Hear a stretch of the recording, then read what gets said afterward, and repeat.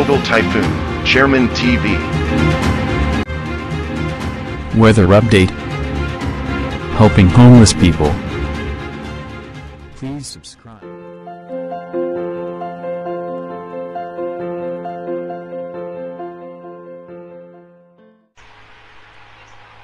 Magandang umaga po. Ito po ang latest update natin para nga po dito sa minomonitor nating low pressure area na nasa labas ng ating Philippine Area of Responsibility. Posible nga po mamayang alas 11 ng umaga o mamayang hapon ay pumasok na ito ng ating Philippine Area of Responsibility bilang isang low pressure area, pero tumaas lalo ang tsansa nito na mag-intensify into tropical depression or mahinang bagyo. Kung sakali nga ito'y mag-intensify na pag pumasok na sa loob ng ating bansa, ito nga po ay ang kauna-unahang magiging bagyo sa ating bansa ngayong 2024 ay posible nga maging si Bagyong Aghon. At asahan na natin iba yung pag-iingat sa may parte ng eastern section ng Visayas, Bicol region, lalong-lalo na ang Catanduanes dahil mas maapektuhan nga sila nitong si posibleng Aghon.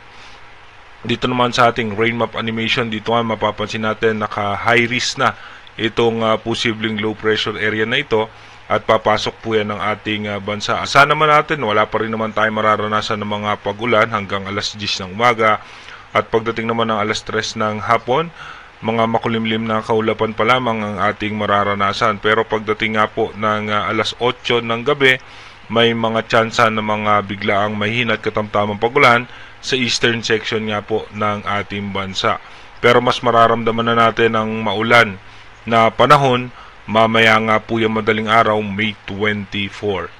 Dito naman po sa ating advanced weather forecast, bukas nga po May 24 makakaranas na tayo ng mga pagulan at nasa na po yan, alas 11 ng umaga, nasa eastern section na po yan ng Surigao. Pagdating naman po ng May 25 ng alas 11 ng umaga, nasa eastern section na po yan ng Sorsogon. At kung mapapansin naman natin yung kanyang pinakasentro at yung kanyang diametro ay abot na abot nga po, mas malapit po yan sa may Catanduanes. Kaya iba yung pag-iingat sa ating mga kababayan dyan sa parte ng Catanduanes. At pagdating naman po ng May 26, ito po ay nasa eastern section ng Central Luzon. Dito po ay mas mag-intensify pa po yan bago mag-recurve. Kaya iba yung pag-ingat sa ating mga kababayan sa Visayas at Bicol region, pati sa may Metro Manila ay posibleng makaranas nga po tayo ng mga pag-ulan at may mga pagbugso-bugso ng hangin. Pagdating naman po ng May 27, dahan-dahan na rin po niya nahahatakin yung habagat na magdadala naman po ng pag-ulan sa ating bansa. Pagdating naman po ng May 28, ito na po yung paghatak niya sa habagat, kaya asahan na natin magkakaroon ng mga pag-ulan ang western section ng ating bansa. At ito nga po yung magre-recurve na patungo sa may Japan. Pagdating naman po ng May 29, asahan natin magkakaroon tayo ng panibagong sama ng panahon. Dito nga po sa may eastern section ng Taiwan. At ito naman po ay isa sa magiging main factor sa paghatak ng habagat. Kaya mas lalakas ang habagat na magpapaulan naman sa ating bansa. By May 30, tuloy-tuloy po makakaranas po tayo ng mga pag-ulan. By May 31, may mga pag-ulan pa rin po tayo mararanasan dahil sa habagat. At pagdating naman po ng unang araw ng June, halos sa buong western section ng ating bansa ay makakaranas ng mga biglaang pag-ulan dahil po sa habagat. Dito naman sa wind map animation ng ating European Center, dito nga po nasa eastern section pa lang po yan ng Surigao ay posible na maging isang ganap na bagyo.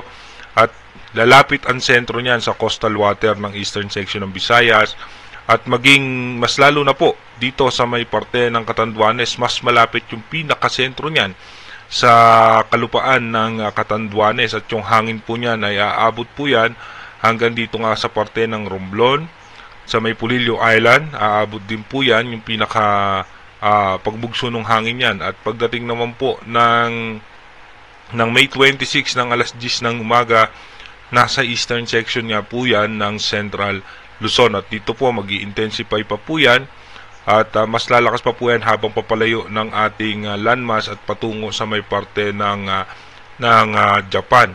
Pero mapapansin nyo nga po yung paghatak niyan sa posibleng habagat.